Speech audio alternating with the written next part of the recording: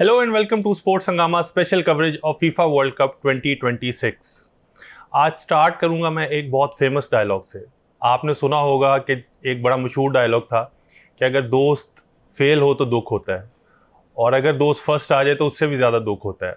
आज वही दुख जो है ना वो आपको इन दो चेहरों पे नज़र आएगा। स्टार्ट डे वन से मैं आपको बता रहा हूँ कि इंग्लैंड जो है ना वो बहुत आउटस्टैंडिंग परफॉर्म करेगा। चले ये ना माने कि इंग्लैंड वर्ल्ड कप नहीं जीतेगा, फरजान का कहना था कि वो क्रोएशिया को भी नहीं हरा पाएगा। कल फिर आपकी टाइमलाइन में क्या मैच चल रहा था? 2-1 क्रोएशिया था कि चाहता था क्रोएशिया जीत जाए, लेकिन इंग्लैंड ने मुझे गलत साबित कर दिया। हैरी केन ने कैसा खेला है गेम। आपका सोफा लगवाएं फिर इधर हैदर के साथ। नहीं आपके साथ आ जाएगा क्योंकि आपको भी ज्यादा उम्मीद नहीं लग रही थी कि कोई बहुत अच्छा परफॉर्म कर पाएगा। इंग्लैंड बड़ा अच्छा खेली है, खास तौर पे सेकंड हाफ। फर्स्ट हाफ में मैं कहता हूँ क्रोएशिया जो थी ना बेटर टीम थी।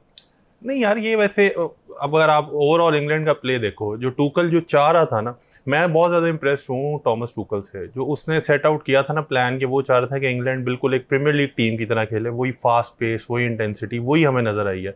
और वर्ल्ड कप में बड़ा मुश्किल होगा टीम्स के लिए इस तरह की इंटेंसिटी को जो है ना वो जो उसको होल्ड ऑन करना। प्लस जो इनका सेट पीसीज है, राइस की डिलीवरी और केन का सेंटर में होना, वो इनका बहुत बड़ा एक डिफरेंशिएटिंग पॉइंट है जो उसको वो करेंगे। आपको बाकी इनकी अटैक से बड़ी वो थी कि शायद अटैक इनका फ्लॉप कर जाएगा। असल में वो इनकी डिफेंस से थी। मैंने ये कहा था कि जो है वो गोल जो है खा सकते हैं। क्रोएशिया को इतने चांस मिले थे, उन्होंने गोल जो है नहीं कर पाए। और अटैक की अगर बात करते हैं ना, तो अटैकिंग चांस जितने उन्होंने बनाया ना, वो डिफेंस की गलती थी कि क्रोएशिया की जो डिफेंस थी ना वो उसे काट के तो ले गए थे, लेकिन वो फिनिश ही नहीं कर पा रहे थे। जब 5-6 चांस मिले थे, कोई 7-0 तो कर देना चाहिए था इंग्लैंड को, जितने वो जो क्रोएशिया का जो कीपर है। नहीं वो उसको लग रहा है कुरासो वाली स्कोर लाइन ही चल रही है। नहीं कम से कम 5 सेव तो किए थे नालियारोविच ने। वो तो कीपर का काम है सेव करना। यही तो मैं कह रहा हूँ, वो फिनिश ही नहीं कर पाए। सेव देखे 7-0 ज्यादा ही हो गया। वही 7 गोल पड़ जाने थे अगर वो नहीं वो नोनी असल में जो बेसिकली इंग्लैंड का जो प्लान था ना कि नोनी मैडुआके पीछे से स्पेस को फुली यूटिलाइज कर सकेगा, वो बड़ा एक जो है ना वो की पॉइंट हो सकता है कि केन ड्रॉपिंग डीप और वो फिर आगे नोनी मैडुआके को खिलाए। इवन तो अभी गॉर्डन उस तरह नहीं परफॉर्म कर पाया। एक थोड़ा सा स्लाइट वो था कि हमें जो उनके डिफेंस से वो है तो कि स्टोन रस्टी है मैनचेस्टर सिटी से, उस तरह नहीं खेल रहा था जिस तरह रेगुलर उसमें, तो गेही could come in for stone as well. लेकिन वो टूकल को पसंद इतना है। और जो दूसरा है कि राइस और मॉर्गन में से किसको खिलाएगा, तो वो वही कहता था कॉइन टॉस है कि वो दोनों ही बहुत अच्छा खेल रहे हैं, दोनों ही बहुत अच्छी फॉर्म में है। तो लेकिन बेलिंगम को फिर उसने खिलाया। बेलिंगम ने शर्ट तो वैसे नंबर 10 पहनी हुई थी, लेकिन वो खेल नंबर 9 की तरह रहा था। उसने वो दोबारा अपने रियल कल वाली बात होगी जिस तरह केन ड्रॉप डीप करता है, बेलिंगम वो प्लेयर है जो नंबर 9 पोजीशन में जाके कुछ कर सकता है।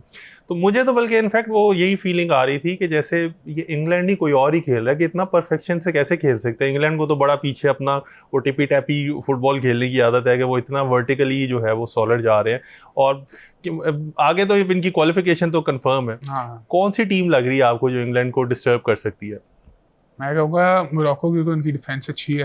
वो डिफेंस में जो है कर सकते हैं, उन्हें ओवरवेलम कर सकते हैं। अच्छा वो नहीं, हकीमी भी वो आगे जाता है तो वो लेफ्ट से फिर जो अगर हकीमी अपनी स्पेस छोड़ता है राइट बैक वाली पीछे, तो अगेन जो है ना उनकी रनर विनीशियस ने जिस तरह गोल मारा था उसमें हकीमी की गलती थी, क्योंकि हकीमी अपनी जगह पे नहीं था। एग्जैक्टली अटैकिंग फुल बैक्स का नुकसान यही है ना कि वो वंस ये अटैक आप ट्रैक बैक नहीं कर रहे तो काम खराब हो पीछे से स्पेस जो है वो आपकी ओपन होती है और उसके बाद जो वो कर लेते हैं। पर मैं सेंटर बैक्स की बात करूँ इंग्लैंड की, क्योंकि मुझे अभी इतना शेकी थोड़े लग रहे हैं, क्योंकि दूसरा गोल अवॉइडेबल था। जिस तरह से बॉल ऊपर से गया, उनके पेरिसिच ने हेडर मारा है, एक और चांस था उनके पास और मूसा ने जिस तरह फिनिश किया। पेरिसिच और मॉड्रिच, वो दोबारा मॉड्रिच की मिस्टेक जो थी ना वो सामने आई है। तो 40 ईयर ओल्ड जो प्लस है ना उनके लिए फुटबॉल कुछ 40 ईयर ओल्ड के लिए अच्छा नहीं गया वर्ल्ड कप। उस पे खास तौर पे कल उस पे हम आते हैं थोड़ी देर बाद। जो वो उसके लिए तो हमें पूरा सेगमेंट चाहिए ना वो रोनाल्डो को डिस्कस करने के लिए। लेकिन मॉड्रिच और क्रोएशिया मुझे नहीं लगता बहुत ज्यादा आगे चल के भी ट्रबल कर सकेगा, क्योंकि सबसे हैवी टेस्ट मुझे इंग्लैंड के यही फील हो रहा था कि शायद क्रोएशिया उनको सबसे ज्यादा हैवी टेस्ट देगी। तो अगर क्रोएशिया से ऐसा कुछ नहीं हो सका तो अच्छा, बाकी जितनी भी अच्छी टीम्स है ना उनमें आप एक चीज लाजमी कह सकते हैं, उन्होंने खेला अभी तक हल्की टीमों के साथ ही, उनका को बहुत ज्यादा टफ टेस्ट नहीं हुआ। क्रोएशिया तो एक प्रॉपर जो है वो टीम थी। नहीं टफ टेस्ट का ना कहे, क्योंकि हैदर की टीम ने ज्यादा टफ टेस्ट लिखा लिया। उन्होंने तो अब अगर आप 67 जो रैंक टीम को भी टफ टेस्ट बना लेंगे, तो जब 7th प्लेस टीम से आपका मैच होना तब क्या हाल होगा। तो और अच्छा सेकेंडली जो इसमें इंग्लैंड का जो मुझे सबसे ज्यादा वो लगा है ना कि हाफ टाइम तक 2-2 जा रहा था। Even though first half England खेला बहुत अच्छा है, लेकिन somehow Croatia manage to pull themselves back और दोबारा 2-2 पे आ गया था। उस टाइम जो टूकल की टीम टॉक थी ना, वो कहते हैं बहुत ही आउटस्टैंडिंग थी। उसने इंग्लैंड प्लेयर्स को थोड़ा सा मोटिवेट किया कि आपके जो जहाँ आपको लॉन्ग पासेस खेलने चाहिए वहाँ आप शॉर्ट पासेस खेल रहे हैं और कोई जो मोमेंटम नहीं लग रहा। हारने का जो उसकी बाद में वो आई है ना, उसने ये कहा कि हारने से कोई मसला नहीं है, लेकिन जो अपना प्लान है उसको फुली एग्जीक्यूट करना है। तो जो भी टीम जीतती है ना, वही है जो ऐसे गैम्बल करती है। और फिर एंड पे वंस क्रोएशिया जब 3-2 था, थोड़ा सा वो मोमेंटम बना रहे थे, तो rather than going for defensive substitutions, Tuchel ने अटैकिंग प्लेयर्स को थ्रो किया। वो पीछे केन के पीछे तीनों को ही चेंज कर दिया था, मॉर्गन रॉजर्स, रैशफोर्ड, एग्जैक्टली। और वो उसके बाद फिर साका ने आउट ऑफ नोवेयर गोल बनाया। तो साका की फॉर्म वापस आ रही है। मैं जो आपको पहले दिन से कह रहा हूँ ना, इंग्लैंड का मुझे हारना मुश्किल लग रहा है। It's coming home finally. ज्यादा अभी आ गए ना चाहे आप। रैशफोर्ड में सरप्राइज था, रैशफोर्ड ने कंपोज फिनिश किया, क्योंकि बारसा के लिए देखा हमने वो अंधाधुंध शॉट्स मारा था, पर जिसने उन्होंने फेक किया उसके बाद फिनिश किया, बड़ी अच्छी फिनिश थी वो। नहीं, एंड पे तो बहुत कंफर्टेबल हो गया था। वो लग नहीं रहा था कि जो इंग्लैंड को जरा भी ट्रबल कर सकते हैं। हालांकि मुझे यही उम्मीद थी कि शायद इंग्लैंड जो है ना वो थोड़ा स्ट्रगल करेगा एंड पे आके, क्योंकि वही ओल्ड हैबिट्स कहते हैं ना, डाई हार्ड। तो वो आहिस्ता आहिस्ता ड्रॉप बैक करते करते वो वंस ये पीछे आ जाएंगे और फिर कोई ना कोई मॉडरेशन ने थ्रू बॉल वो खिला के उसको वो डिस्टर्ब कर सकता है। लेकिन एज सच कोई ऐसी चीज़ देखने में नहीं आई। अच्छा, मुझे वैसे इनके लेफ्ट बैक से काफ़ी लग रहा था कि ओराइली जो है ना वो एक स्टार बन सकता है, लेकिन उसने कोई ऐसी आउटस्टैंडिंग परफॉर्मेंस अभी तक उसकी तरफ से नजर नहीं है। लेट्स सी आगे चल के क्या होता है। राइस का थोड़ा सा इंजरी कंसर्न था, जिसकी वजह से लिम्का था, वापस बुलाया, लेकिन वो टूचल सेट के वो शायद इतना प्रॉब्लम नहीं होगा। कोबी मेनो का मैंने देखा, कोबी मेनो को इतना ट्रस्ट नहीं करा टुकेल। रीस जेम्स को वो मिडफील्ड में ले गया था सेकंड हाफ के अंदर आगे जाके, और कोबी मेनो को नहीं लाया वो। नहीं, कोबी मेनो पहले बहुत सारे लोग तो कहते थे कोबी मेनो से स्टार्ट करवा ले, लेकिन वो अच्छा डिसीजन है, क्योंकि यंगस्टर, वो जैसे मैं आपको स्पेन का कह रहा था ना, यंगस्टर्स के लिए ये स्टेज बहुत बड़ा हो जाता है। वो बहुत ज़्यादा आउटस्टैंडिंग जैसे एम्बापे है या जो दूसरे यंगस्टर्स है ना, जब वो तो वो कुछ प्लेयर्स होते हैं ना, उनको पसंद होता है कि प्रेशर जब आता है तो वो फिर ज़्यादा अच्छा परफॉर्म करते हैं। लेकिन अदर देन दैट, जो इस तरह के जो समझ लो एवरेज या अबव एवरेज प्लेयर्स हैं, जैसे आप मेनू का जिक्र कर रहे हैं, उनको थोड़ी सी ये डिफिकल्टी आ सकती है कि वो जब उनको बड़ा स्टेज मिलता है ना, अक्सर क्रम्बल भी कर जाते हैं। तो और दूसरी तरफ जो है हमारा पोर्टुगल का मैच था, और लग यही रहा था कि अब हर बड़ा प्लेयर, जैसे पहले एम्बापे ने गोल कर दिए, फिर मेसी ने परफॉर्म कर दिया, हालैंड ने परफॉर्म कर दिया, केन ने 2 गोल कर दिए, पोर्टुगल पे बात आ गई और रोनाल्डो से बड़ी फैंस की एक्सपेक्टेशन। नहीं, मैं आपसे एक सवाल करूंगा, मार्टिनेज ने रोनाल्डो को कल क्यों नहीं खिलाया? मार्टिनेज खेल रहा था वो, असल में आपने देखा आया था बेसिकली दो रोटेट कर रहा था मेरे ख्याल से। असल में हुआ ये है कि कल 22 प्लेयर्स की जगह 21 प्लेयर्स पिच पे थे, रेफरीज 2 थे कल। हाँ। एक रेफरी ने पोर्टुगल की शर्ट पहनी हुई थी और वो कैरी कर रहा था। नहीं, पोर्चुगल के लिए 10 मैन के साथ बड़ा अच्छा रिजल्ट था ये। 1-1 उन्होंने कर दिया, क्योंकि 10 मैन के साथ खेल रहे थे वो लोग। नहीं, वो बल 10 नहीं, असल में डीआर कॉन्गो 12 के साथ खेल रहा था, क्योंकि अगर वो रोनाल्डो ना खड़ा होता, वो क्लियरेंस ही उतनी अच्छी की, उनके जो डिफेंडर था बॉक्स में जो आके डिफेंस करके क्लियर कर देता था वो। इनफैक्ट आपने देखा नहीं है जो चांस एंड पे बनाया उन्होंने, बड़ा जबरदस्त काफ किए चांस। वो आया है जब जैसे ही उन्होंने बॉल अंदर फेंकी है, तो पीछे ब्रूनो फर्नांडिस तैयार था गोल करने के लिए, लेकिन वो डीआर कॉन्गो की जो एक प्लेयर ने, जिसने पोर्टुगल की शर्ट पहनी हुई थी, इतनी जबरदस्त क्लियरेंस करके बाहर मारी है कि वो गोल नहीं कर सके। खैर, जोक्स अपार्ट, स्टार्ट तो पोर्टुगल ने डेफिनेटली बहुत अच्छा लिया था। जैसे उन्होंने 7th मिनट में उन्होंने गोल मारा था, 6th या 7th मिनट में, लेकिन फिर उसके बाद डेड मैच। आपको लगा होगा कि मेरी दोबारा जो फेवरेट स्कोर लाइन है 7-0 वाली शायद आज फिर हो जाएगी 7वें मिनट। देख रहा था कि हाई स्कोरिंग मैच होगा, जैसे उन्होंने 6 मिनट में गोल मार दिया तो कुछ ना कुछ तो करेंगे, लेकिन फिर मैच ही डेड हो गया। और नेवेस का भी आपने पहले जैसे पॉइंट आउट किया था कि नेवेस डेफिनेटली बड़ा बेहतर जाएगा। अच्छा, जो एक बड़ा हैरानकुन वो है ना फैक्ट कि नेवेस होता shortest player on the pitch है, लेकिन ऑल द टाइम हेडर्स वही विन करता है। वो उसने जैसे बायर्न म्यूनिख वाले मैच में भी यही था, बायर्न म्यूनिख वर सरप्राइज के कॉर्नर नेवेस कहाँ से ऐसे हो रहा है कि वो सबसे छोटा प्लेयर है। एक तो उसकी लीप बड़ी कमाल है, दूसरा टाइमिंग ऑफ द जंप बहुत अच्छी है, और असल में तो यही है, हेडर के बारे में यूजुअली लोग यही कहते हैं कि जिसकी जितनी बड़ी हाइट है वो उतना आराम से कर लेगा, लेकिन जो ये टाइमिंग और जो आपकी ये एंटिसिपेशन है ना कि बॉल ने आना किस साइड पे है, वो दैट हेल्प्स अ लॉट।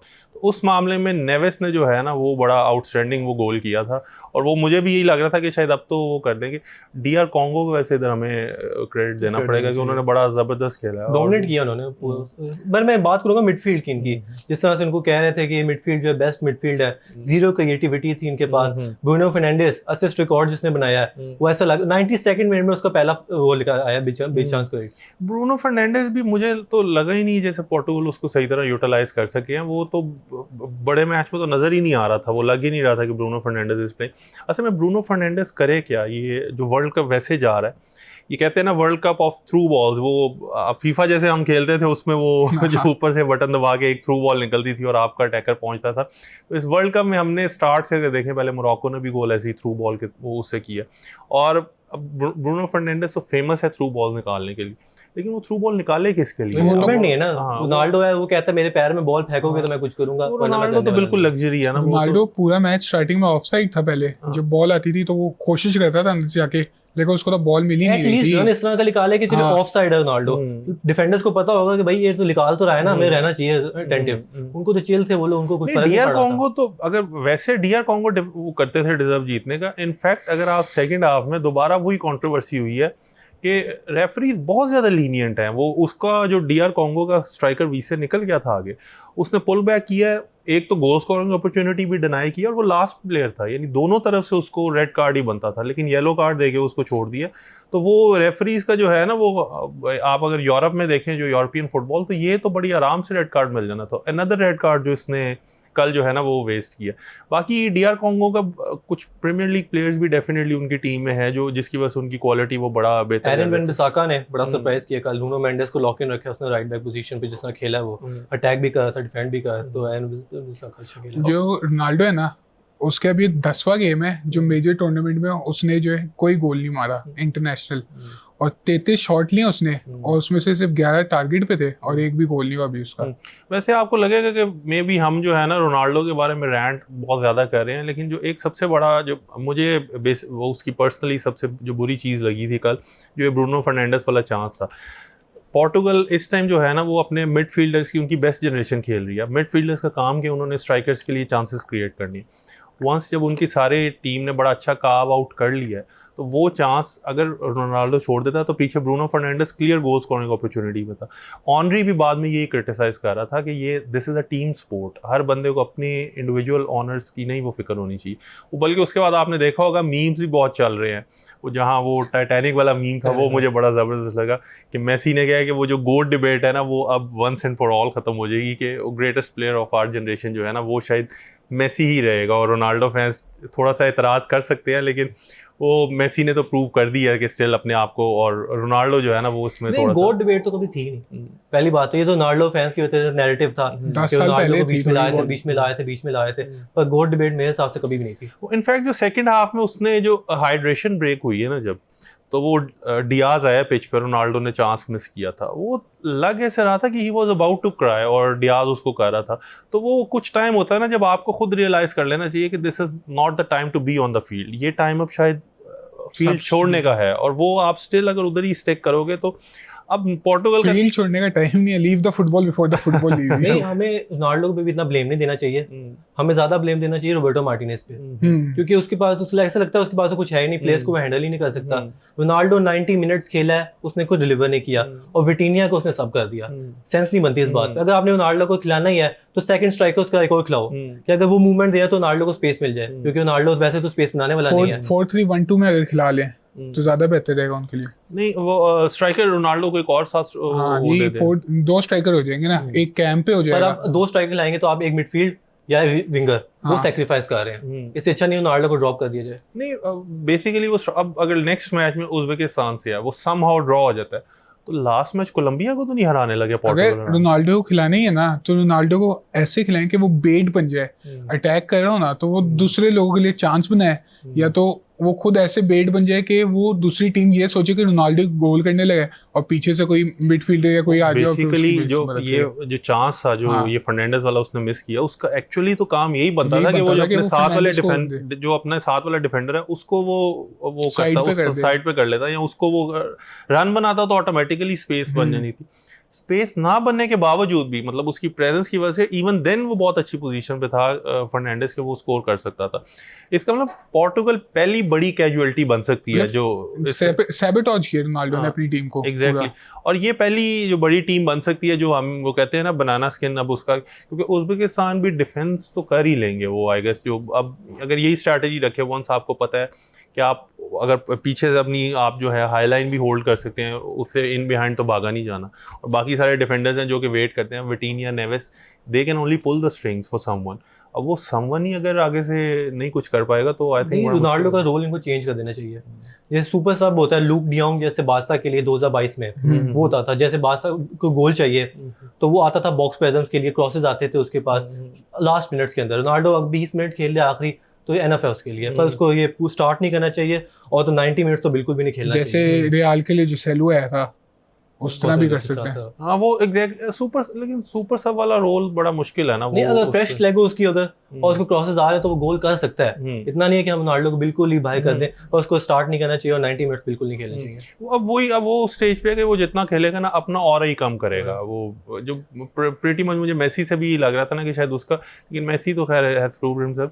अच्छा, अब एक और चीज़ है कि first round of matches her team ने अपना एक एक मैच तो अब एटलीस्ट खेल लिया।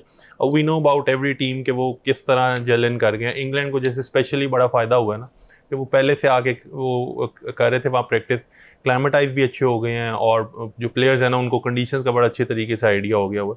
इवन तो कल वाला मैच उनका एयर कंडीशन स्टेडियम में था जो ह्यूस्टन वाला है ना, तो अभी गर्मी में तो आगे चल के खेलेंगे।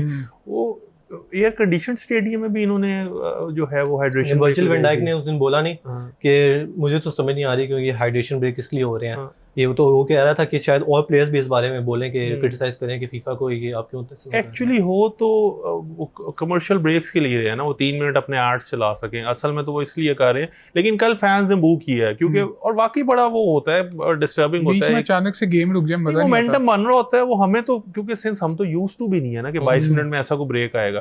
तो 2-3 मिनट मैंने तो कहा वो रोक दिया, वो वार चेक करने लगे हैं या कुछ होने लगा, वो फिर अचानक हाइड्रेशन ब्रेक है ना वो लिखा आ गया और उससे जो पता चला।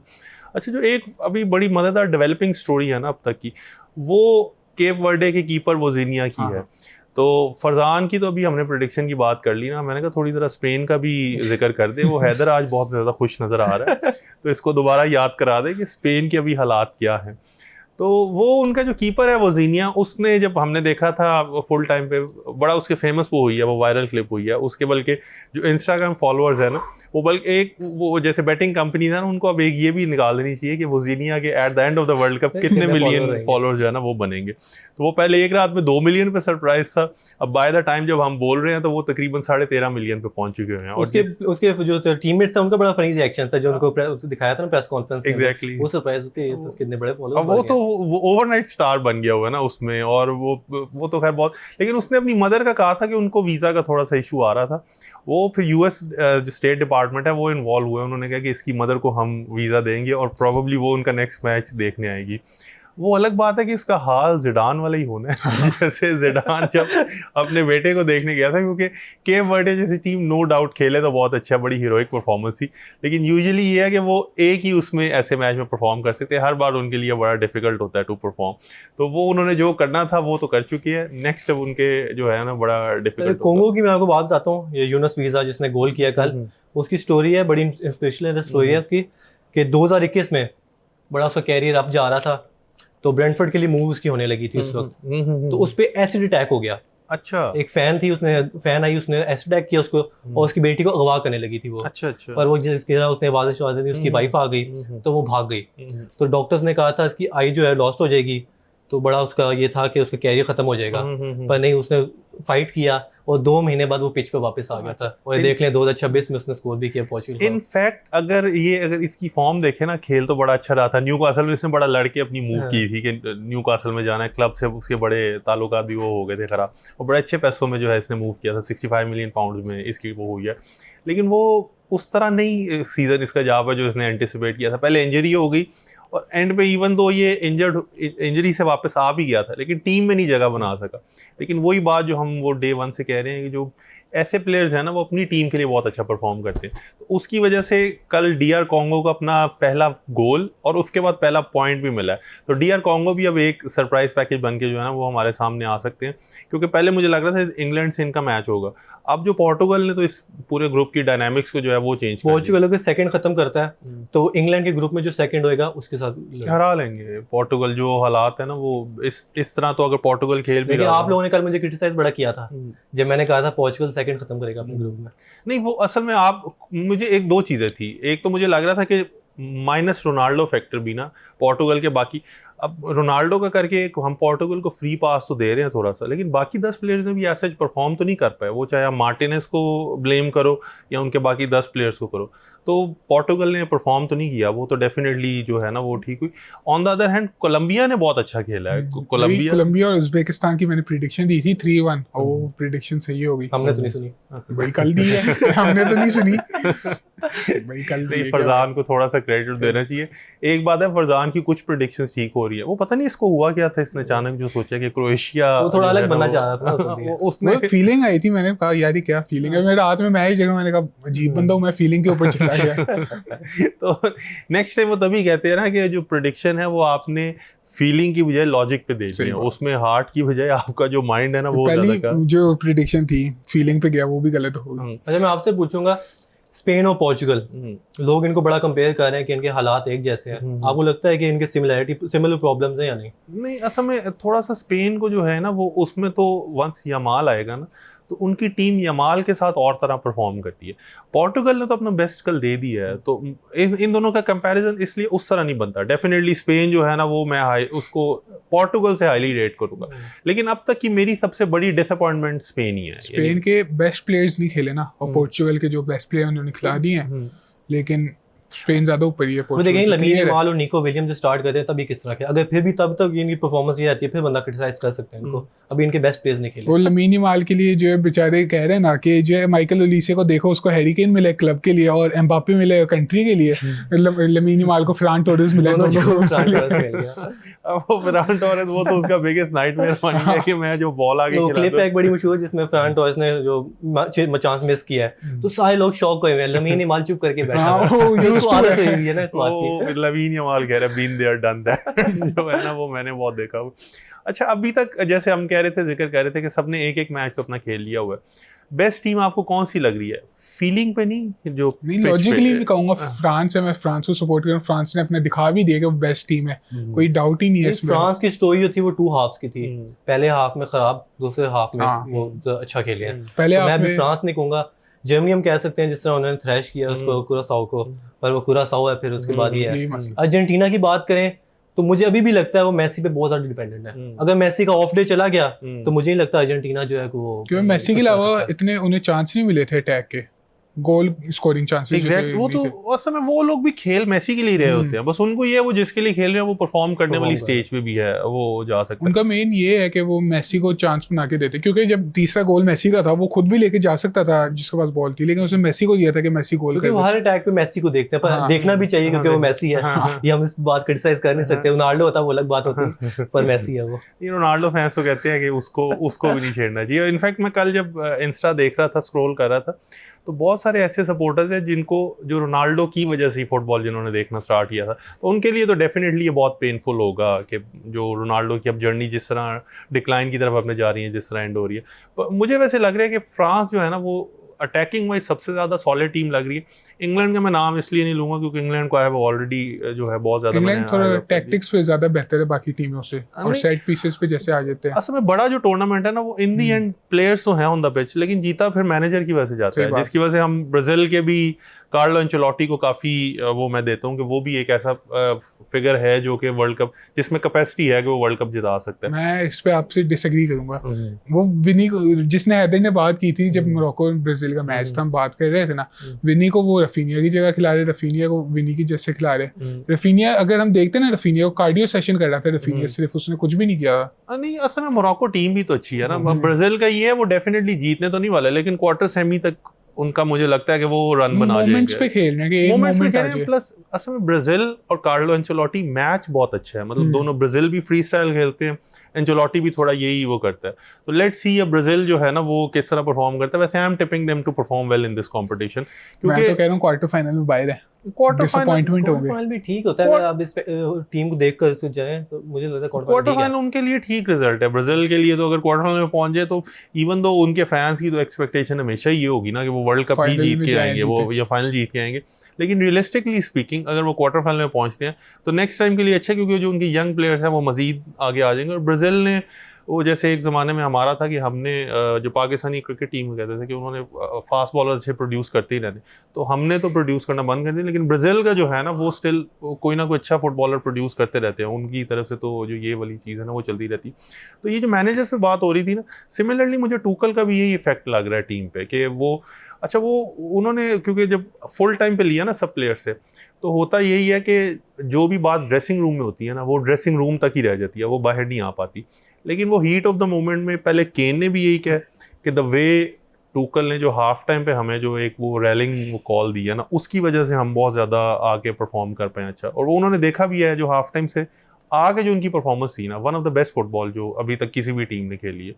तो खैर coming back to it, best team आपको लग रहा है फ्रांस ही है। आई ऑल्सो फील कि फ्रांस और इंग्लैंड दोनों बहुत स्ट्रॉन्ग हैं, ये दोनों आगे जाएंगे।